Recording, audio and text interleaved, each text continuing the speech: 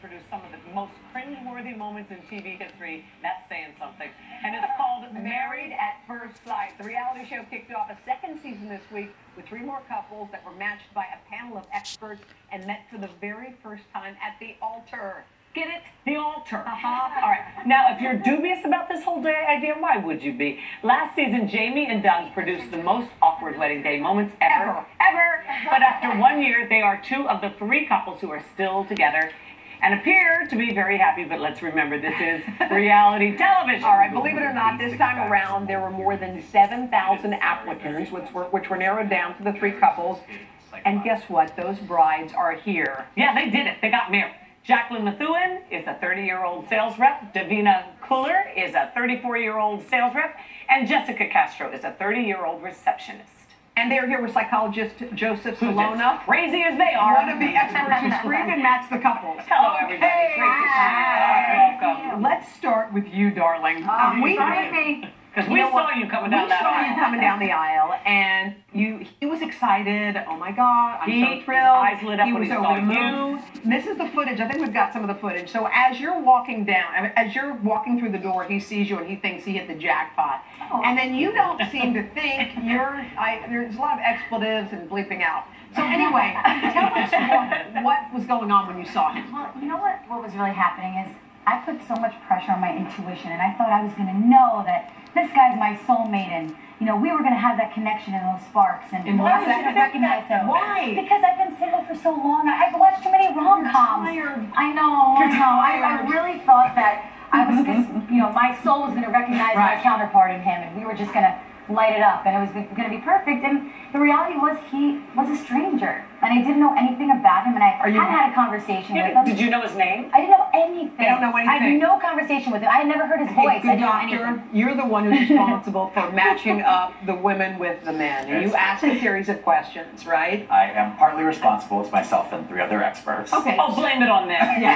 All right. I have a question, just so people at home can take something from this as well. What are important questions that you thought about, that you asked, that you said that will make for a good match, that other people can ask in their own lives when they're dating? Okay, it's very important to understand that this is a really, really intense process. Just my part alone, I administer 5 different psychological personality tests, very powerful instruments. I created a questionnaire that covers anything and everything you could. Give us a couple of important ones that we can ask. I ask about values, family history, family relationships, personality traits. The instruments are really the most powerful. All of the data together yielded this past season over 3,800 pages. Yeah. Okay, but you have to assume that they're giving honest ansers. Yeah. Yes, but my instruments actually can weed out people that aren't being honest. Instruments. Davina, let me ask you so you liked who you saw, am I right? Yes. But your mom didn't come to the wedding. Yeah. That's got to be devastating. She didn't want you to do the show to begin with? Yeah, I mean, look, in my family, I've been the risk taker. Yeah. I always have been. I moved to New York. Sweet. Look at this. Yeah, all right. So tell us. It was very cute.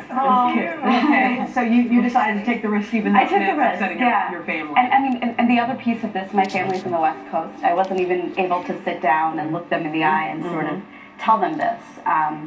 So I respect, and I respected their decision, but, I was still speaking to my mom through everything, and she was still there in the way that she could be. You think she'll come around? Yeah, I mean, I think that as we stay tuned, we will see what happens. Parents want their children to be healthy and happy, ultimately. And they want if she that. finds out that it was not a crazy thing to do. Jessica, you were worried because you've been cheated on before, and you have to build the trust with someone. So you look down the aisle and you see a total stranger.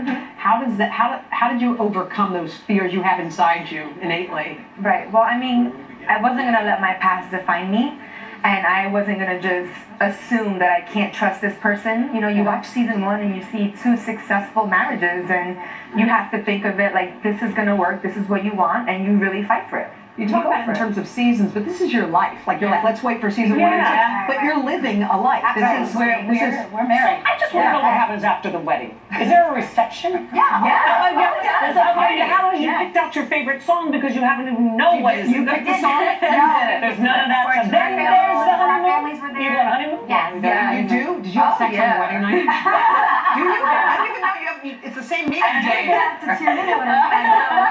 Lord have mercy. All right, so you can catch Married at First Sight on A&E. It's unbelievable. Designer duds delivered to your doorstep. This I understand.